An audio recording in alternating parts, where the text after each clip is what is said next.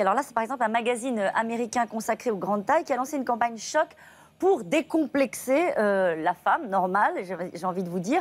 Et alors, on voit un mannequin aux formes généreuses avec ce slogan. Il y a 20 ans, le poids moyen d'un mannequin femme était de 8% inférieur à la moyenne. Aujourd'hui, elle pèse 23% en moins. Non seulement ça ne change pas, mais ça s'aggrave.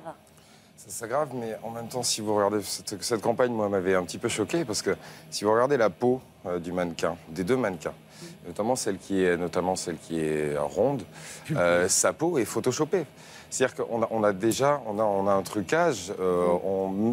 En gros, ce qu'on va représenter dans tous les cas ne peut pas être la réalité. C'est ce qui est très important. C'est là qu'il faut faire la différence entre le journalisme et tout ce qui sert à vendre, tout ce qui est de la communication. Là. Mais quelque chose que je ne comprends pas, il y a des marques qui ont montré que quand elles montraient une femme normale, justement, ça marchait. Ça faisait vendre. Bah oui, on n'a pas le droit de dire les marques. Mais on n'a pas le droit de dire les marques, il y a plusieurs marques de cosmétiques qui ont fait ça. Où les femmes n'étaient pas spécialement des canons de beauté. Et il y avait aussi une notion de joliesse et de beauté. En fait, ça dépend du positionnement que vous voulez. Lorsque vous voulez faire de la mode, il faut exclure.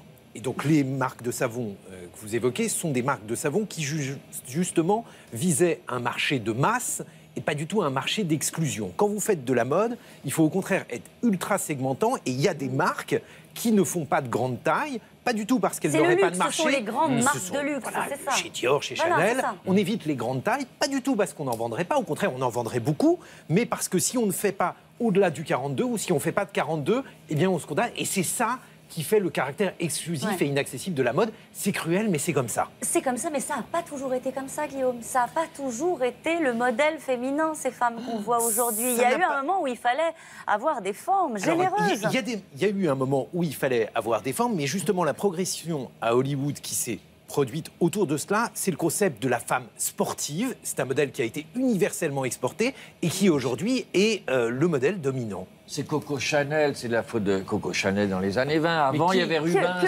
c'était quand même mieux. Justement, qu'en disent vos lectrices dans Cosette? Est-ce qu'elles s'indignent de ça ou est-ce qu'au fond, elles en redemandent de la maigreur et de la mode et de l'exclusion? Elles s'en indignent, plus exactement, elles ont arrêté de s'en indigner. Parce que, au bout d'un moment, elles ont tout simplement compris que ces modèles-là n'étaient pas les leurs, qu'elles ne se reconnaissaient pas là-dedans.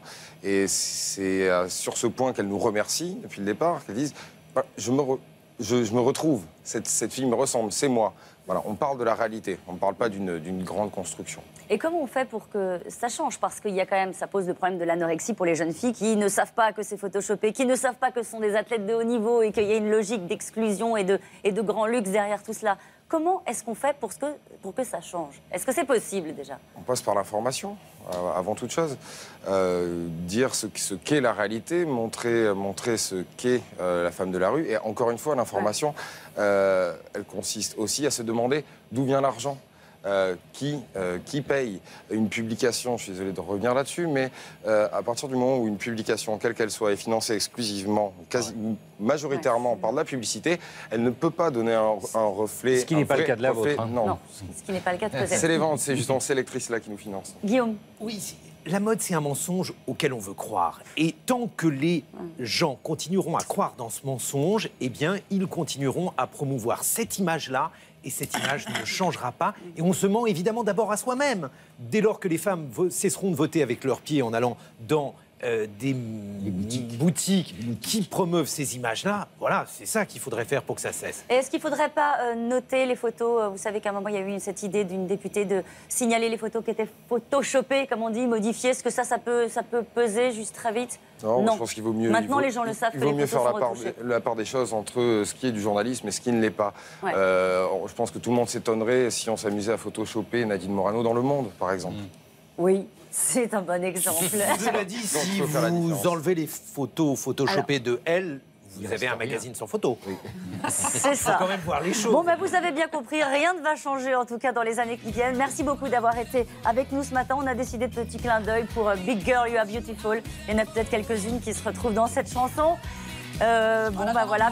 En attendant, manger. Merci beaucoup d'être venu nous rejoindre ce matin. On va marquer une pause et puis on va jeter un œil sur la campagne. À tout de suite. Feels like a big balloon. I said, hey girl, you are beautiful. Diet Coke and a